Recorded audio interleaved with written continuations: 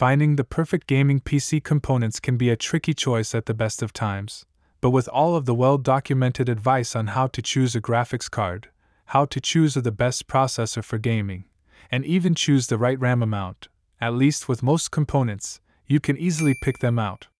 But with motherboards, this is an entirely different story.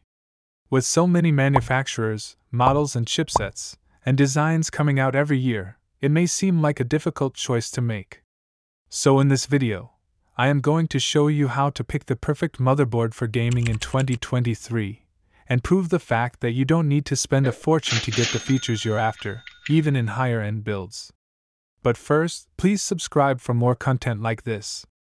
Well, let's start by answering the big question first. So, what is a motherboard? And the answer isn't as simple as you might think, so stick around until the end. The motherboard is the skeleton of your gaming PC, where all of the components plug into and connect with each other to function properly. It has the slots to connect the GPU, CPU, RAM, and more.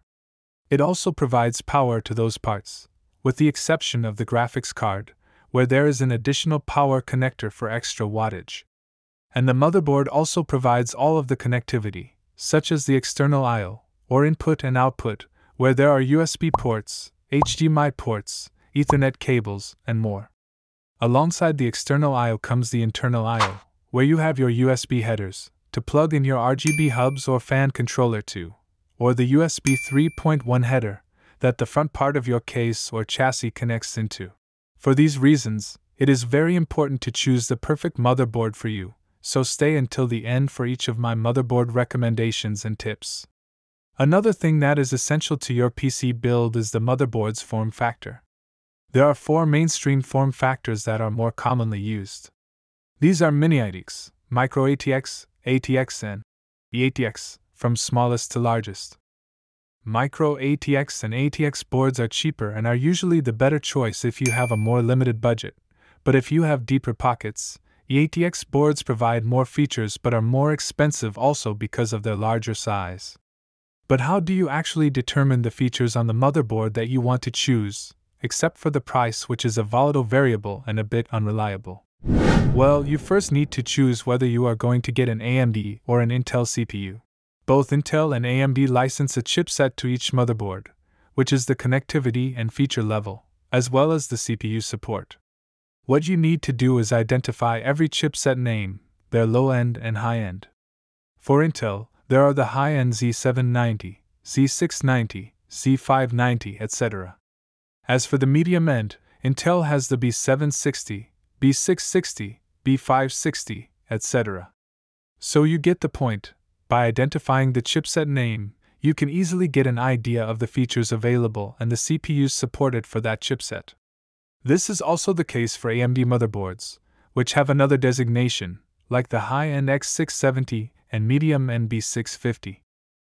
But something to keep in mind while deciding which CPU manufacturer to choose is that Intel changes their motherboard chipset every 2 to 3 years, which means you can have CPUs from 2 to 3 generations that are compatible. AMD motherboards change their chipset every 6 to 7 years, which theoretically means that you could upgrade your CPU 6 years after the new chipset without changing your motherboard, which is a significant thing to take into account. Now let's start off with the budget gamer, and the motherboard features you should be looking for the low end, and work up each tier and getting more and more expensive as we go. For the budget gamer, for Intel and AMD, you should be looking at the B-series motherboards, which are low to mid-end motherboards that provide the best price to performance available. On AMD motherboards, you can overclock both the CPU and RAM, compared to the Intel motherboards that only support RAM overclocking. This isn't a terrible thing, since the cooling in a budget build may not be fully capable of overclocking, and it won't make much of a difference anyway. As for PCIe Gen 5, you shouldn't be worried about it, since PCIe Gen 4 gives enough bandwidth for any part you will be using. Another thing to note is that you should get a motherboard that has 4 RAM DIMM slots, since it may be a better option and also helps you future-proof your build in case you need it, since RAM is an easy component to upgrade later, and you can also add more in, as long as it is an identical RAM stick as the already installed ones. So these are almost all the things that you need to consider when looking at a budget motherboard for gaming, except for other quality of life features, such as an easily removable graphics card by just the press of a button, etc. Another thing that is important is to have enough data ports and M.2 NVMe slots for your storage. But if you're moving 4 old hard drives over to your new cheap $150 motherboard, then it probably won't even work because of its lower bandwidth, so try to be realistic in such cases.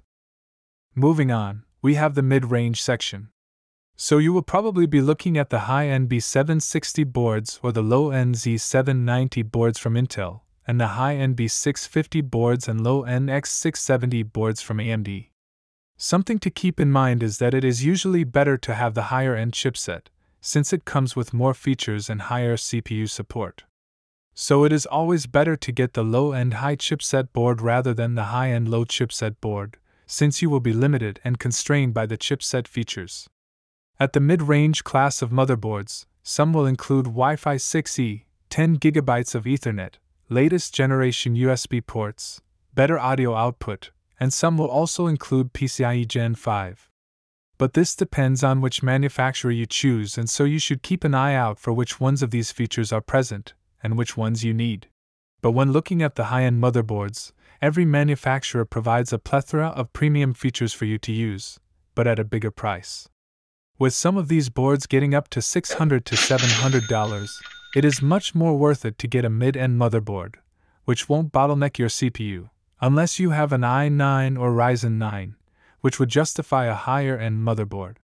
The only features that these expensive boards provide are all of the fancy features, ranging from 10 GB Ethernet, the fastest USB ports, PCIe Gen 5 lanes, a crazy amount of NVMe slots and SATA ports, as well as extreme tier overclocking for those that want it.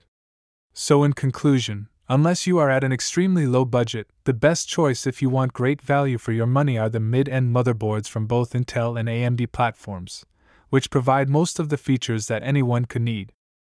So you don't need to spend a fortune future-proofing your PC, and just focus on getting decent components with the right motherboard that fits all of your present needs.